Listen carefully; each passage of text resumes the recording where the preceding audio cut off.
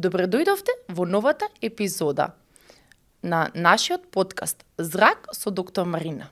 Денеска ќе разговараме за една од најголемите здравствени закани – ракот на бели дробови.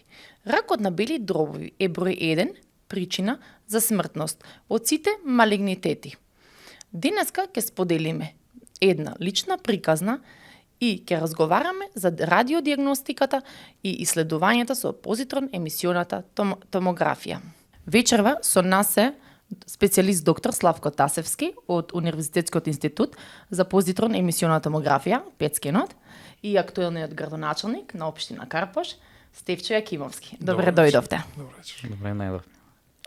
Ќе почнеме со актуелниот градоначелник да го прашаме во врска со диагнозата, како ја диагностицира болеста и дали имаше првични симптоми, некоја симптоматологија околу болеста. Како све започна, да отидете на доктор, на помолог?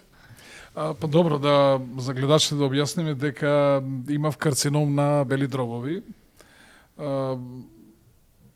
Симптоми дали имав? Никакви симптоми.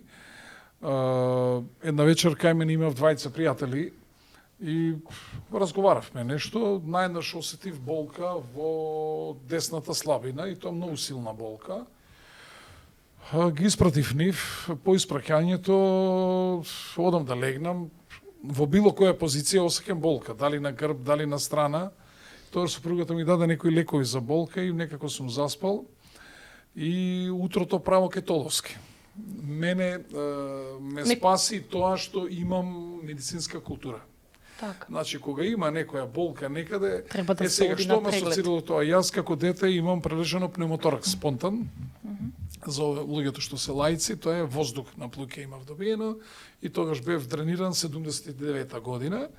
И знам дека штом осеќаш нешто во тој дел од телото, нема што да се правиш фраер или ќе помине или не што. Правац на рентген, не е милиарда рентгенска снимка, мислам дека негде околу 1500 денари отидов кај господинот Толовски, беше Водици, ден Водици. И направивме рентген снимката, докторот вели, вика, уредно е белодробната вентилација, овде имаш мало воспалување. Вика, ајде да направиме и еден компјутер. Добро, направивме компјутер, на компјутерот, вика, има нешто. Беше 2,2 на 2,1 сантиметар. Така големината промена, делот од прстот, веднаш под ребрата на вториот лобус на десното белодробие.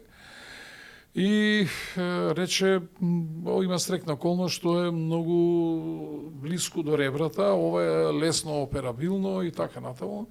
И веднаш се јавивме кај еден хирург, тој ми рече да дојдам кај него во понеделникот. Дали би направија трансторакална биопсија? Сега ќе ви кажам, се јавив кај доктор Докич. Неместар срце више, кога веќе ти кажува има ова е туморозно ткиво, какво е, што е, не знаеме. За среќа, доктор Докич беше во центарот на градот и ми рече, вика, вози кај мене на клиника, ќе дојдам јас. И го отвори ова компјутерската снимка, ја гледаше и рече, ти си добил и воден излив. И практично водениот излив алармирал таа болка што сум ја добил. Оно што телефонирал дека имам нешто е водениот излив и како резултат на тоа јас сум отишол да ја направам таа рентген снимка прва, па потом за среќа. Ми направија тука и ехо и на ехото се гледа многу експлицитно се гледа на ехото и ми рече дојде утре ќе направиме овде биопсија, за 2 дена биопсијата ќе ги добиеме резултатите. Повторно се јавив кај хирургов, вика едно е да правиш биопсија со ехо, друго е да ја направиме под компјутер. И ја ти препорачувам да дојдеш кај нас да ја направиме со компјутер. И така направив. Беше чудно малце, дали е тоа што не сакаме да биде, или е нешто друго и одлучивме да ми даде некои лекарства, да ги пијаме една недела и да видиме ако има било каква промена, тогаш не би одене. Какви беа вашите емоции во моментот? Што си помислувавте? Таа недела дојде. Па, прво не ти се верува. И не веруваш дека е најлошото. Дека е кога ми рече доктор Арсовски, вели, ајке идеме прво со одредени лекарства, да видиме дали ќе има промени, само што не сбришав низ ординацијата. Да. Супер, недела дена плюс добивам на надеж. И после недела дена направивме уште еден компјутер и сега го гледам, он врти тоа компјутерот, врти, ја гледам вака, само викам да пројде да се каже дека еве го, тука е. И нема, моравме да направиме биопсија и ја направивме компјутерската биопсија. Имаше мислам, проби, или не знам колку проби беа. Првата проба беше окей, втората проба муцинозен карцином на бели дробови. Сега тука среќа што отприлика не е тој брзо растечки, не е брзо да се развива. И сега тука натаму почна да се клопчето да се одмотува. Вас прво ви ја кажа дијагнозата? Да, ми ја кажа мене. Да, мене лично, нема што, на кого јас сум возрастен, 63 години. Така, не, добро. Дали бевте со семејството, сам, то? Не, во тој момент бев сам и по телефон ми ја соопшти докторот зашто се работи. И тоа е тоа, и потоа започнавме со натамошни истражувања, овие генетските истражувања, да видиме, да продолжиме. Одевме на генетско истражување, дали е наследно, дали го има некој друг член од моето семејство и се констатира дека го нема никој друг член од моето семејство, не е наследно, па дури мислам и рекоа дека го имам само тука и нигде во другото, на друг дел од телото. И следно потоа закажавме петскен. Да. Еве, кога сме кај петскенот, ќе го прашаме доктор Славко, колку дневно пациенти имате? Значи, дневно во просек ни се 14 пациенти. Располагаме моментално со радиоизотоп, односно радиофармацевтик флуородиоксигликоза, кој што го користиме не сам во најголем дел се користи во областа на онкологијата, не само за стадиум, него и за следење на болеста, се со цел на времена процена на одговорна терапија, со цел и на времено понатамошно менаџирање и така натаму. Така, метастатските пациенти ги следиме, какви се промените, дали се намалуваат, се зголемуваат, исчезнуваат. Така. Добра. Понатаму, после петскенот? Вака, овде го направивте петскенот? Петскенот го направив во институтот, како точно се вика, не знам. Универзитетски институт за позитронско емисија. Да, во институтот, морам да кажем, еве, за гледачите, една светска институција. Веруете, она што го видов таму, јас 3 пати одам таму на снимање, значи, од тоа како изгледа објектот, како е решено организационо, од тоа како функционира персоналот, протоколите какви се, не постои таква друга институција во Македонија и секоја честитка и за вработените внатре и за оној кој што тоа го направил од идеја до организација. Супер функционира према тоа колку се малку специјалисти. Браво. Така. Колку специјалисти работите? Моментално активни сме 4 специјалисти по нуклеарна медицина. Така. Да. Према бројот на специјалисти, мислам дека тоа е одлично. Реално, најмногу грицкање ногти имаше после петскенот. Што ќе каже петскенот? Дали има проширување на болеста или само локално? Имаме, не да боже, метастази. Тука беше грицкање на ногти, да видиме што ќе каже каков абер од таму ќе дојде. Кога добивме абер дека нема на друго место, само тука е, како да ви кажам, и ако треба да се оперираш, затоа што сите рекоа дека ќе мора да се оперира, беше вау, како седмица на лото да си добил. Што е локализирана болеста, точно и навремено откриена. Другата алтернатива, веројатно, ако има метастази, тоа ќе се оди со хемотерапија, радиотерапија, зависно од типот на карциномот, така. Не оде во детали да дознам што све ќе се прави. И штом сте добили дека е локализирана, веднаш сте се упатиле на операција. Да, и тогаш започнав да одлучувам каде ќе правам. Јас сакав тука да ја правам операцијата и веќе договарам, но морам да кажам дека семејството најмногу запна да одиме надвор. Ја искрено имам доверба во одредени доктори, поготово доктор Андреј Арсовски. Ние сме и лични пријатели вака и навистина го знам дека има добри резултати. Меѓутоа многу семејството запнуваше. И моите синови, и сопругата инсистираа да се оди надвор. Прво отидовме, интересно беше, нема да го кажам, еден доктор ми вели: Стефче, ајде да видиме на торакална хирургија да отидеш, конзилијарно мислење да ти дадат. Па белким си заслужил ти за оваа држава, една операција ти платат надвор, оваа држава да плати. Викам, сега колку што ми кажа, таа треба да чини негде околу 18.000 евра. Викам, Господ знае таму, ако залегне, што може уште колку да чини и така натаму. И колку што ми рече, може да имаш после, ако има хемотерапија на ќе има уште многу трошоци околу таа работа. И добро, и одам на торакална хирургија и како се викаше Неджипи, директорот, ја гледа снимката, вика: Стефче, ова е за нас за Африканција, вика, како да свикам за ова конзилиум, викам, апсолутно се слагам, во право сте. Сепак за потешки болести, потешки пациенти треба се оди надвор. И тогаш воспоставивме контакт со, тој ми воспостави со Турција еден доктор, хирург кој што доаѓа, торакален хирург, тука во Македонија. Да одам во Турција, во четврток би отишол, во среда би отишол, четврток би се оперирал, а во понеделник да се вратам дома. Рече дека со торакоскопски ќе ме оперира. И но она што е битно за гледачите, морам да кажам. Нема хирург, нема доктор кој што не ме праша дали сум пушач. Така, пушењето на прво место. И со овие кога зборував, и со овој докторот од Турска, и со овде хирурзи. А вие не сте пушач, така? Не пушач. Така. Со Клепетко кога зборував, исто така. Првото беше: Are you smoker? I'm not non-smoker. Great, you have big chance. Ова го повторувам. You have big chance. Може замислите што значат цигарите. Така. Колку лоша работа е, значи која среќа во целата оваа работа.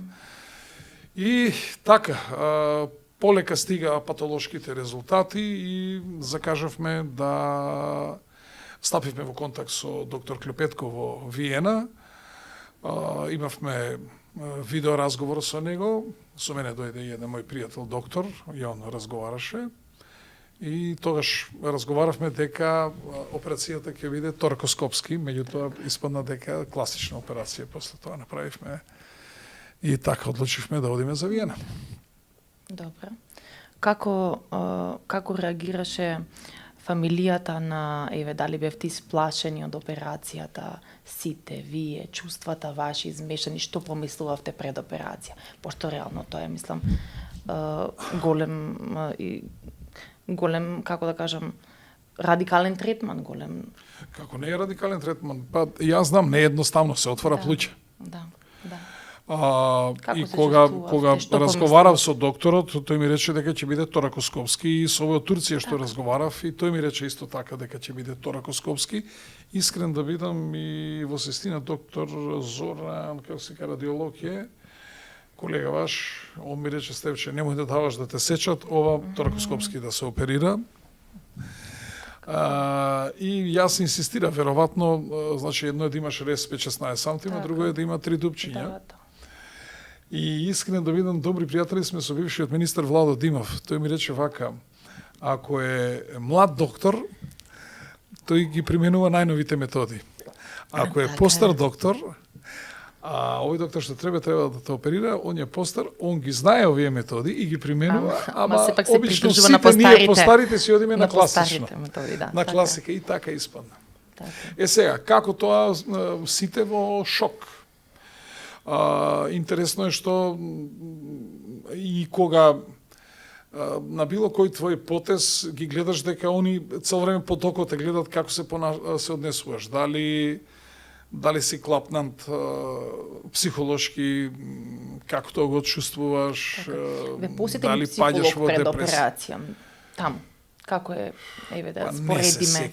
Не се сеќам, не можам се сетам дали, не ме сети, ама психолог ми дојде по операцијата. Така, добро. Психолог дојде после операцијата.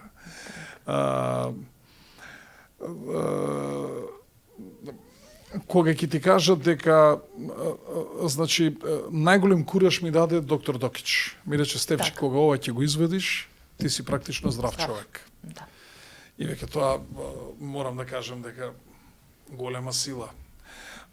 Не е исто да ти речат, слушај, ова ќе го вадиш, па потоа ќе имаш хемотерапии, па имаш и други помали метастази, па ќе видиме тие како се развиваат така натаму, а другото е ова, ако ќе го извадиш, ти си здрав човек.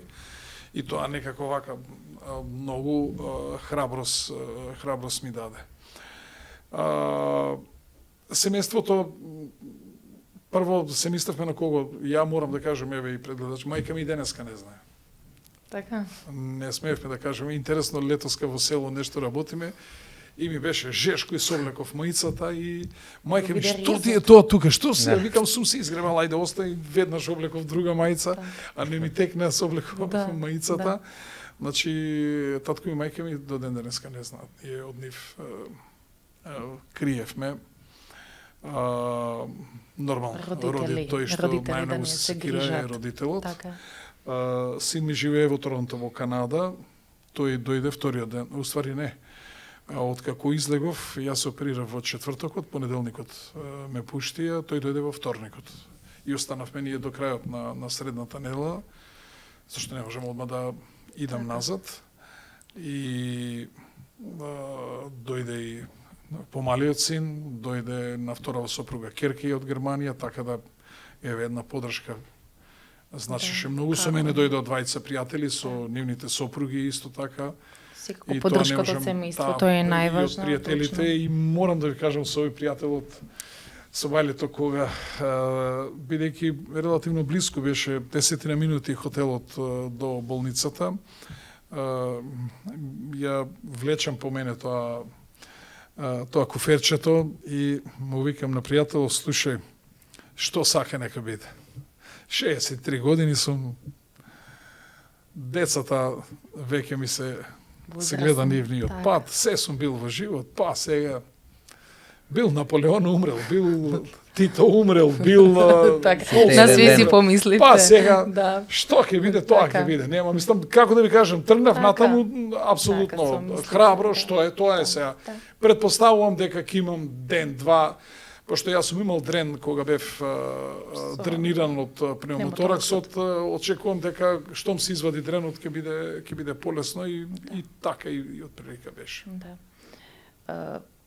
Интересно беше да ве насмеам малце. На самата операција асистентот на Клепетко е босанец. Така. Од Сараево, со кој така изнаправивме муавет додека ме подготвува. И го знаеш ли, ова од Сараево, бидејќи јас сум братимен со Стари град Сараево, овој го знам, тој го знам, правиме и доаѓа Клепетко, а ние претходниот ден убав муавет си направивме со него и околу пневмотораксот, како сум го добил, му кажува дека после тоа јас сум спортувал, сум бил репрезентативец на Југославија, Македонија во карате, и тој доаѓа и му вика на анестезиологот, вика, појака анестезија стави, господинот е каратист, да не се разбуди, ќе не потепа. И така, тоа беше интересно, но ќе кажеме на друга работа. Кога требаше да ми стават, како се вика, Браунила, е така. И дојде некоја украинка, некоја жена, или полјакиња беше, не знам, и сега да стане, никако не може да им погоди вена. 5 пати. Леле, викам, ова е некој баксус, а парите ги уплативме за операцијата. Да ви кажам, да не ги имав уплатено парите, ќе избегав. Викам, ова е некој 5 пати проба и не може никако да ми ја погоди вената. И еве така. Ама храбро се соочивте, се опериравте и после операција. После операција доста тешка состојбата, оперувањето. Па, вака, кога се разбудив од операционата сала, чувствував многу голема болка. Многу голема болка. Многу ме изнесува од операционата сала. Меѓутоа, внеднаш на интензивна нега одма ми дадоа некоја инфузија, веројатно за обезболување, и не чувствував веќе болка. Тука интензивната сала беше сигурно 10 кревети. Како да ви кажам, се работи како на она, како се вика, модерни времења, Чарли Чаплин. Све тоа се работи брзо. Веројатно тој е оперативен ден за Клепетко. Човекот дојде 4 пати да ме види. Јас тамо бев негде пред 3 влегов, 4,5 излегов од операција и останав до 15 до 8. 4 пати дојде, веројатно измеѓу операциите дојде да ме праша како се чувствувам. Ми направи уште една рентген снимка, ме подигна, ставија тоа за снимање позади грб, донесоа рентген над мене, ме снимија, рекоа дека се во ред и ме пренесоа на оделение, сопругата цело време тамо чекаше. И така, меѓутоа, болка немаш, не чувствував болка, морам да бидам искрен, веќе се примат лекарства за болка, и тоа не можев никако да заспиам. Ниту четвртокот вече заспиам, ниту петокот, ниту саботата и веќе неделата паника ме фати, не можев да, не знам зашто, не можев око да спиам. И тогаш ве посети психолог најверојатно. И тогаш Клепетко дојде, ме рече, јас ки повикам и психолог, дојде. Клепетко веднаш од ова му се јавија, дојде. Интересно е да ви кажам дека на клиниката меѓу вас и хирургот што оперирал нема друг. Значи, вие сте една сестра што доаѓа да ви даде инфузии, тие работи, инекции. Нема, не удират некако се плаши од инекции, евентуално некоја таблета и докторот. Нема оделенски доктор, па не знам визита, па не знам ова, не. Семејството е во собата на пациентот или како е? Дали има некој притужба со вас за жената? Првите обично, 2 дена жена ми, бидејќи другиот кревет беше слободен, жена ми се шверцуваше. Така. Останатите другите 2 дена плативме. Што беше тука, сосема она беше тука кога ме донесоа, беше во собата и остана, затоа не ни наплатија, за другите 2 дена рекоа дека треба платиме и нормално дека плативме со тоа што другите 2 дена син ми седеше со мене. Многу беше жешко, а надвор беше многу ладно.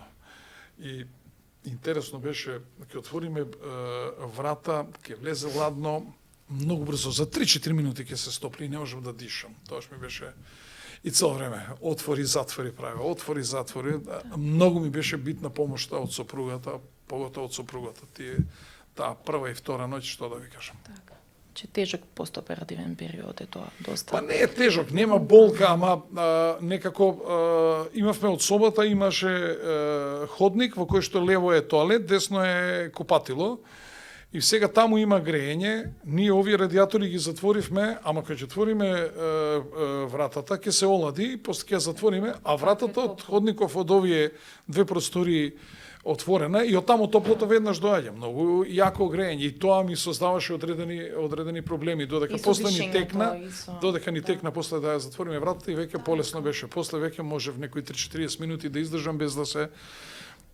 А надвор беше исклучително ладно и цело време се плашевме сега па да не направам друга белја, па да не се да не настинам, па да не добијам брохопнеумонија, па дополнително. Така. Колку време бевте таму? Во секој случај сакам да кажам дека резултатите, она се што го имав овде, од 5 скенот, сите анализи што беа направени, доктор Клепетко рече дека се направени на многу високо професионално ниво. Нормално и тој снимката ја гледаше, не видел една снимка, односно компјутерот го гледаше. Да, рече, тоа е тоа. Така. И доктор Славко може што ми интересно што ми каже. Вели Македонија е мала земја, меѓутоа има многу пациенти од Македонија. Точно, многу пациенти од карцином има од Македонија. По последните години многу е зголемен процентот. И ве може и доктор Славко да ни каже за каков е процесот на скенирање на пациентите кога ќе дојдат. Значи, како важна е кај нас подготовката за пациентот, затоа што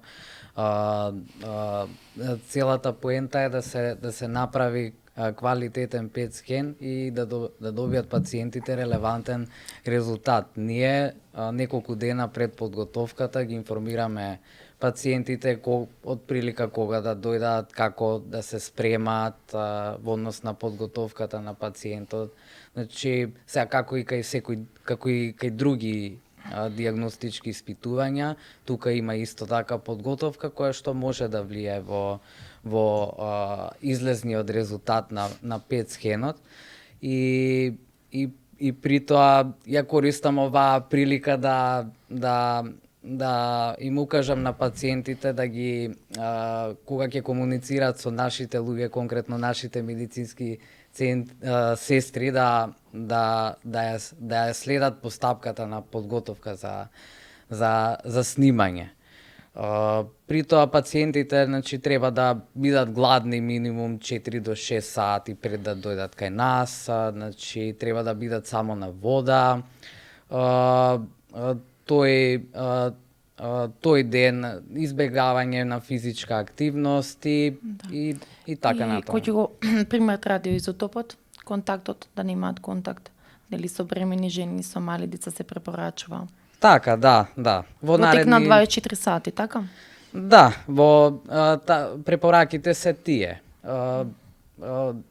Инаку нема, значи самото средство што го аплицираме нема несакани ефекти и исто така после снимањето обично повеќе течности да пијат, инаку све нормално може да се функционираат. Да. Сега, нели, и поново со конзилиарното мислење, тоа го добивате од онкологот и тоа оди по службен пат го носиме кај вас и директно се повикуваат пациентите.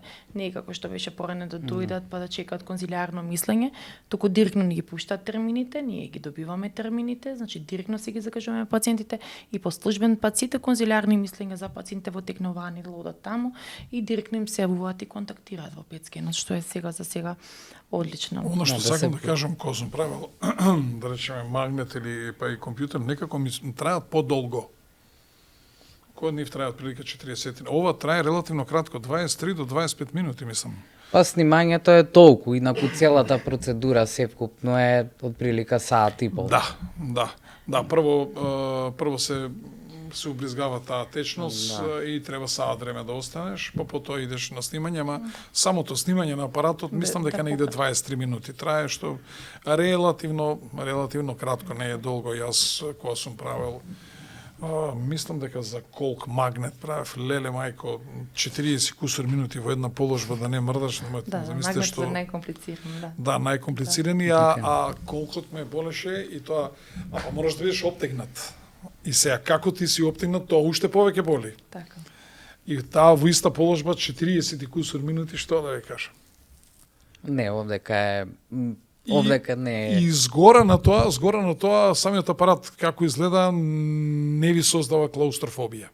Да, и условите се многу убави, мислам, во Петскенот. Да, и условите се фантастични. Јас еднаш во градска болница да направам таму компјутер. Леле, кога дојдов во тоа, како тунел на аутопатот овој, према Демир Капија, толкава здање кој влегуваш унатре. Леле, некој клаустро. Јас првпат у живот, јас еднаш за колкот го снимав пред едно 10 години и вика, господин Кимовски, мора да прочекате повеќе, вика, пациентката доби клаустрофобија. Како викам клаустрофобија? Меѓутоа тоа се случува. И овој апарат немаш такво чувство. Немаш такво чувство. Вие кога се снимите со Петскен, ќе ни ја кажете случката? Тоа беше. Кога ми се јавивте, може да ја кажеме. Да. Интересно беше што доктор Марина се јавила на мојата сопруга и да ја соопшти дека резултатите се вред. Тоа беше сега во мај месец. И мојата сопруга беше во Грција и вика, не ме интересира, пали колата и доаѓа веднаш овде. Нели, малку да бидејќи имаме кам приколка во Грција. И добро, јас имав некои обрски, викам да ги завршам и ќе тргнам, а снимањето заврши некаде во 11. И некаде ке 5 проаѓам наша граница, доаѓам на Грчка, пасошка контрола поминав, доаѓам ке тоа царината. И почна нешто, пиу, гледам се, викам ова за кого пишти вака. Кога гледам напред една црвена лампа пред мене, викам ова за мене, викам леве некој дрога да не ми бутна у кола. Сопругава ме вика, дојди. И ми приваѓа цариникот, вика, господине, да имате некои радиоактивни медикаменти со вас, а и тоаш ми текна, викам, јас правев PET-скен денес. PET-скен, yes, give me the passport. И ми рече да ме забележа, веројатно во некои евиденции, ми рече на враќање пак да пријавам дека имам правено PET-скен пред него. Ме прашал за колку дена ќе се вратиш, му реков дека за 2 дена ќе се враќам. И така беше интересно. И тогаш се чудев кога ми вика да не се приближувам до бремени жени и да не се приближувам до мали деца. Може замислите, јас бев во мојот автомобил кој што е затворен, значи немам отворен прозор. колку е тој сензор јак и колку е веројатно тие радиоизотопи колку зрачат. Така.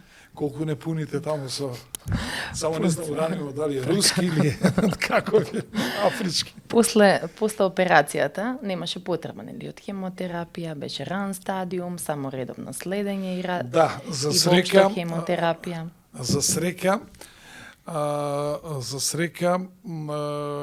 останавме ние, нели, уште цела една недела.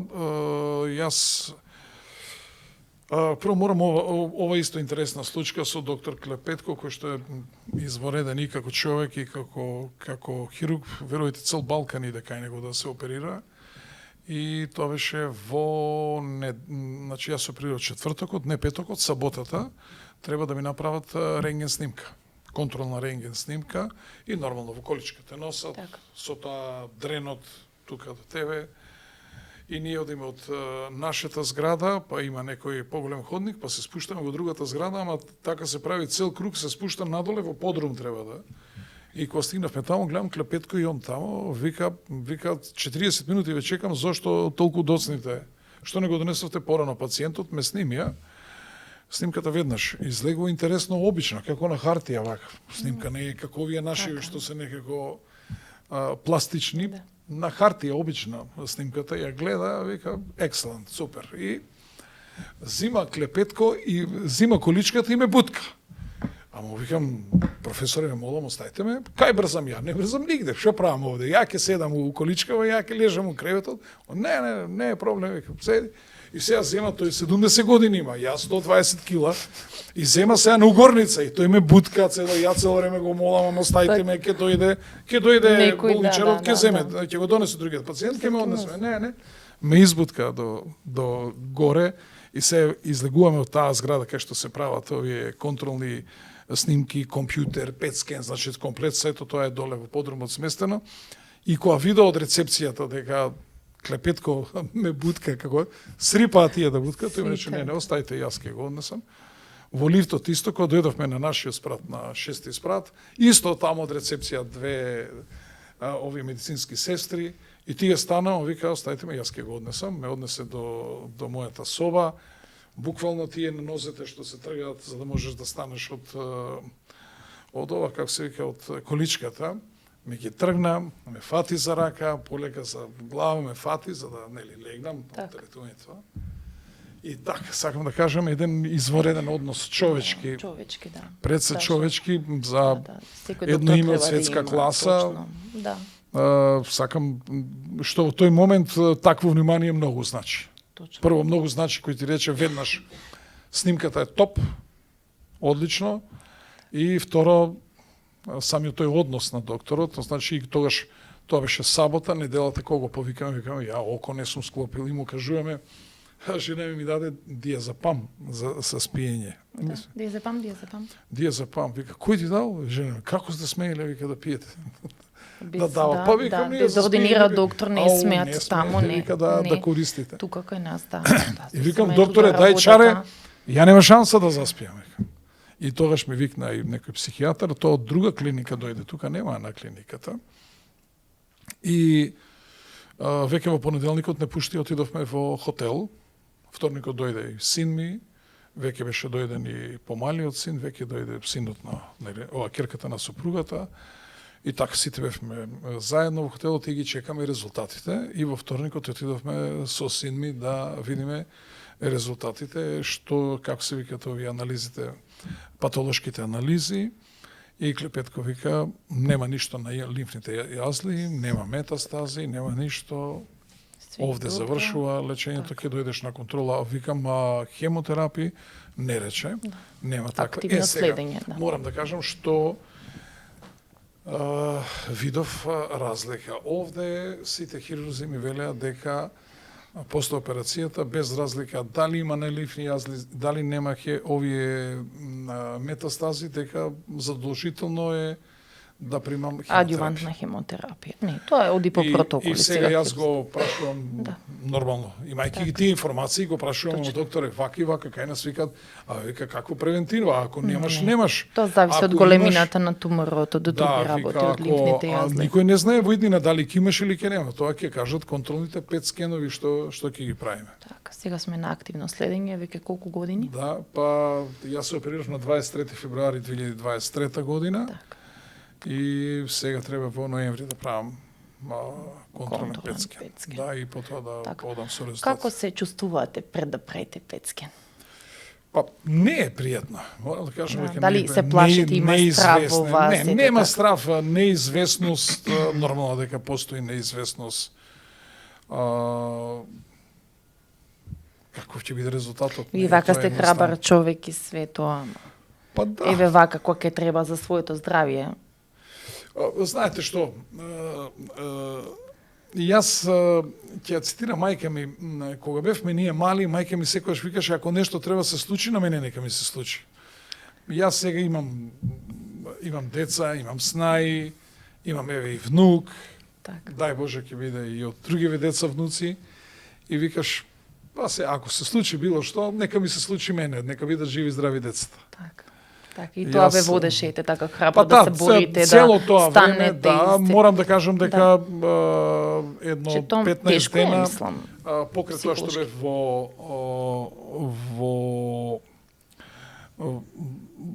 во Виена тие 10 дена тамо што поминав, уште 15 дена останав, отсаствував од работи тие 15 дена.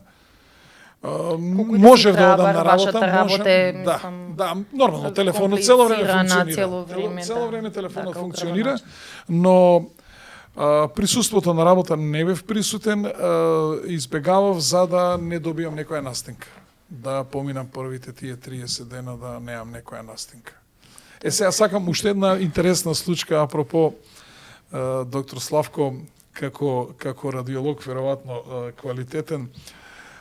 Некаде во мај, ова се случуваше се во февруар, јануар уствари, а февруар беше операцијата и го носам татко ми на снимање кај доктор Толовски. И не е постариот Толовски, син му е тука и тој го пратија татко ми на снимање, вика, Усмеј Кимовски, ела седнете малце. И седнувам ја, вика, минатиот пат, вие само што сте отишле, јас дојдов, вика. И вика, татко ми ја покажува вашата снимка, и вика, што ќе кажеш за оваа рентген снимка? Па јас, вика, гледам, уредно белодробно. Вентилација, вика, има малку, вика, има некој воспалување на десното плутно крило, вториот лобус, али окей си, вика, рентген, окей е пациентот. И вика, ми го врти компјутерот, и вика, ај погледни го компјутерот, гледам, вика, ово има карцином, вика, знаеш кој е? Стевче Кимовски. И вака ми вели, знаеш што сакам да ти кажам? Од 10 рентгенолози, 7 не би те пратиле на компјутер. Вклучувајќи ми мене. Ако јас би бил на смена, јас тебе не би те пратил на компјутер, бидејќи рентген снимката не упатува на тоа дека ти имаш нешто лошо. Вика, те спасило искуството на татко ми, еве јавна благодарност до доктор Толовски, значи Господ здравје да му дава.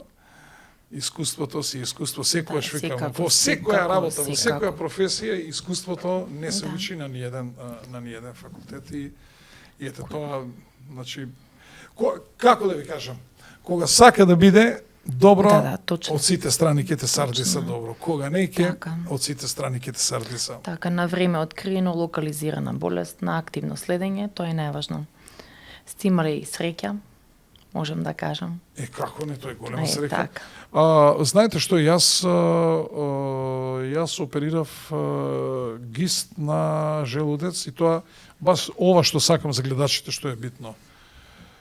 Немојте да бегате од лоши вести од докторите. Така. Немојте да бегате од прегледи. Тоа може само животот да го спаси. Секој симптом, така, треба да се упадиш на доктор. Дали преку матичен, дали преку интернисти. Битно е да се оди на доктор. Колку некој ќе рече, леле, немам пари, или леле, скапо, или ако имам приватно, или така. Вака ќе ви кажам. Ај кажете ми, секој од нас има возило. Вие што кола возите? Што автомобил? Форд. Форд, добро. кој ќе направи 10.000 километри задолжително сервис ќе му направите. Ќе се смени улје, филтер, ако треба и нешто друго, така. Ќе отидат измеѓу 300 и 500 евра. А на себе на 10.000 километри не правиме никогаш сервис. Да отидеме да се прави.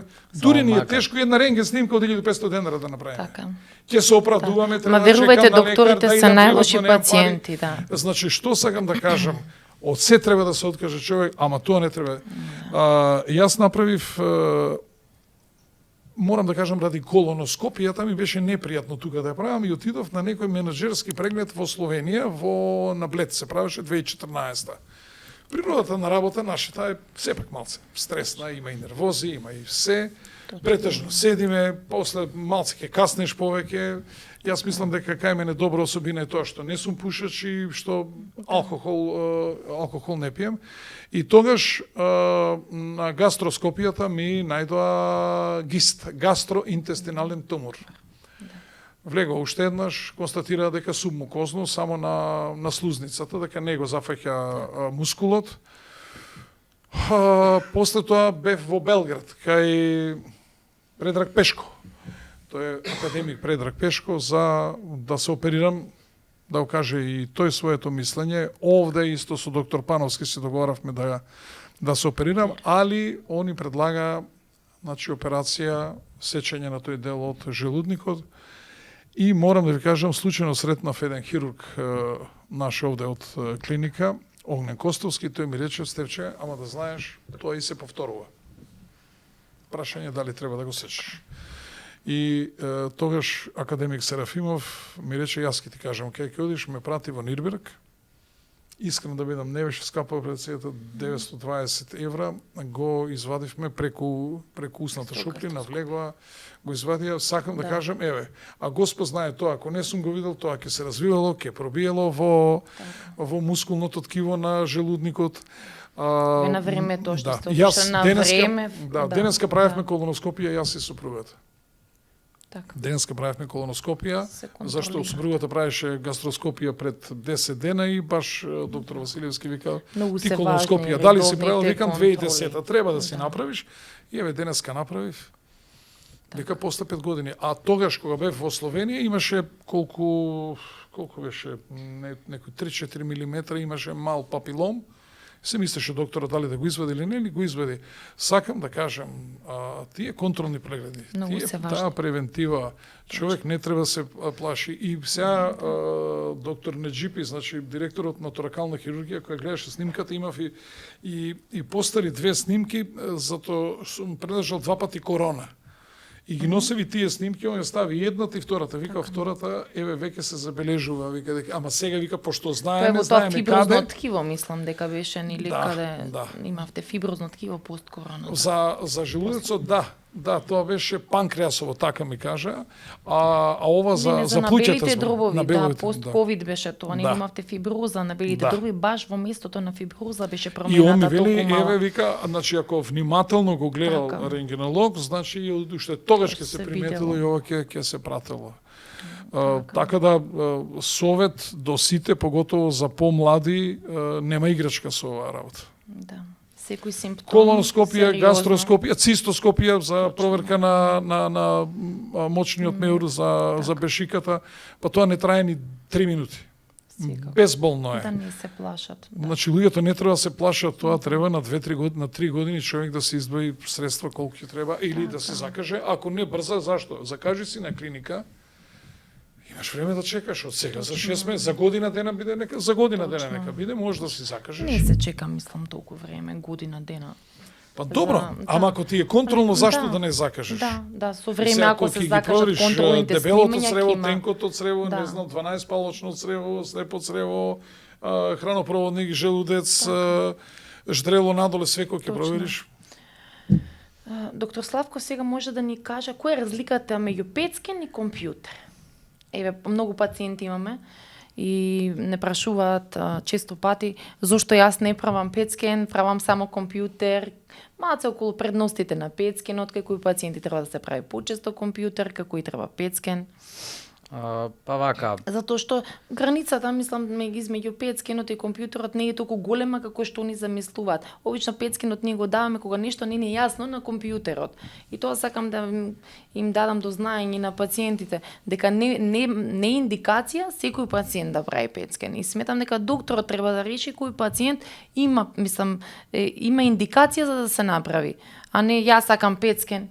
Прв стадиум, на редовна контрола, сакам пет скен. Значи, треба да постави одредени индикации и сметам дури кај метастатска болест некогаш, кога претходно се прави на компјутер, подобро е компјутер за следење. Сега малку ваше мислење стручно околу испитувањата. па вака, прво и основно, компјутерската томографија е дијагностичка метода која што има за цел да детектира морфолошки промени, што сакам да кажам, структурни промени на ткиво. За разлика од компјутерска томографија, ПЕТ во комбинација со компјутерска томографија, има способност да детектира функционални промени во организмот. Ние индиректно на молекуларно ниво гледаме што се случува пред да настанат така наречени, да кажам, структурни промени. Например, ако ги земеме за пример метастазите, тие би дале структурни промени на компјутер, меѓутоа, уште пред да се случат тие промени, со пет скенерот ние можеме да видиме индиректно каде се тие малигни клетки кои што потенцијално може кои што подоцна може да направа еден вид на структурни промени. Да повторам, може кажав и претходно, ние користиме средство кое што е на хемиско ниво, на хемиско-молекуларно ниво слично на гликоза, така и се однесува во организмот, а кој е принципот? Принципот е во тоа да средството се акумулира во малигните клетки кои сами по себе користат шеќер и така на некој начин индиректно ги детектираме малигните клетки. За разлика од компјутерската томографија, нормално, мислам, таа е по-сензитивна метода, споменувајќи го претходното што го кажав.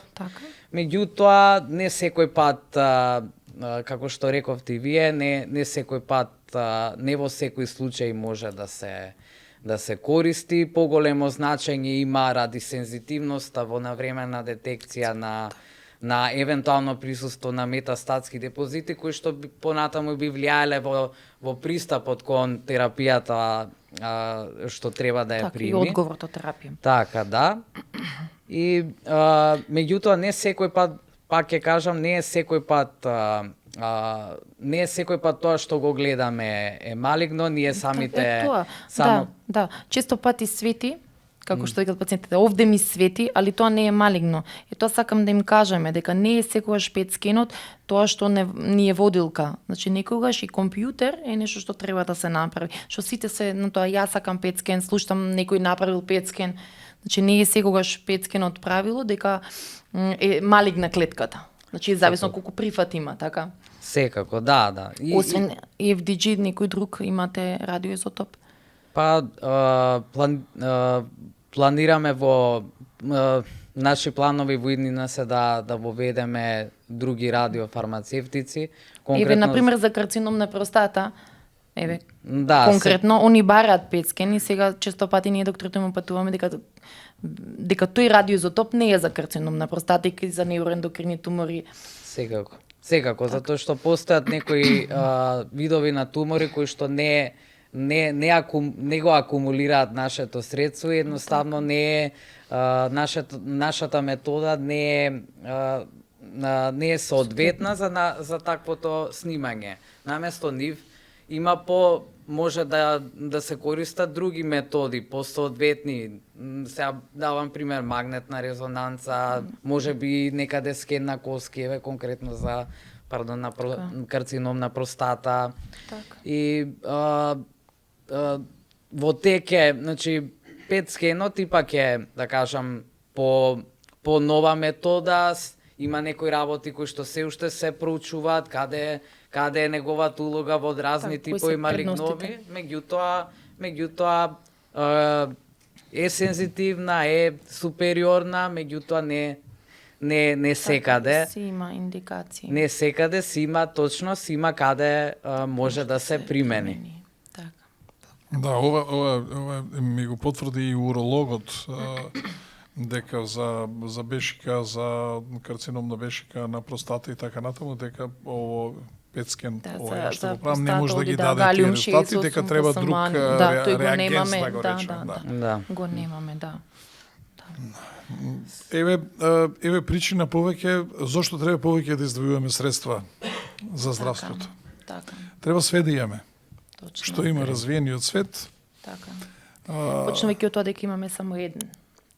Да, жално што имаме само еден. Ја баш пред да почне емисијата докторот го прашав дали да мораме да ги пофалиме колегите. Колку отприлика 3-14 можат дневно да снимаат. Кога би имало уште една машина, уште еден апарат, тоа значи би се дуплирало и горе-доле потребите би сигурно би се задоволувале. Ви благодарам на присуството. Благодарам за поканата. И мене ми беше драго, еве, зборуваме за една непријатна работа, ама едно искуство. Баба ми викаше, жив човек секи издржи. Така. Што ќе ти дојде на глава, што ќе правиш? Нема се фрлаш жив у вардар да се фрлаш, мораш да издржиш, мора. Така, само храбро и со борба све ќе се издржи, доколку се јават симптоми веднаш да се јават на лекар, да има доврва во лекарите. Да, ова го потенцирам, значи не бегајте од лоши вести, подобро да ти ја каже помалку лоша него многу лоша. После година или две да ти каже вест што ќе те фрапира и тебе и твоето семејство, подобро да биде лоша па да се бара чаре. Сепак сме 21-виот век. Ако нешто се фати на почеток, има шанса за борба, за долготрајна борба. Особено кога е болест ако локализирана. Затоа е важно на време да се открие. И пак ќе повторам, за својот автомобил на 10.000 км сите идеме да дадеме пари да се сервисира, а за себе за сервис не сме спремни да дадеме. А дали знаете кои се најлоши пациенти? Најлоши пациенти, тие што мислат дека се здрави. Докторите. Докторите, а? Точно. Денеска правев колоноскопија. Да знаете. И сега жена ми правеше со ова, како се вика, со анестезија. Викам, нема потреба, не боли тоа, јас сум правил. И анестезиологот вика, ја не сум правил никош колоноскопија. Па зашто викам доктор?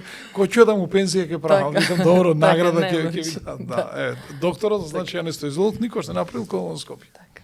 Предпоставам се, знае симптоми некои дали има, нема. Ама најдобро да ги немаме симптомите, да превенираме. Да превенираме. Затоа постоите вие. Така е. И морам да кажам уште една работа, мора многу доверба да се има во докторите. Така. Кај мене како кажа докторите така. Правиме све да вратиме до вербата. Да. Така ви благодарам.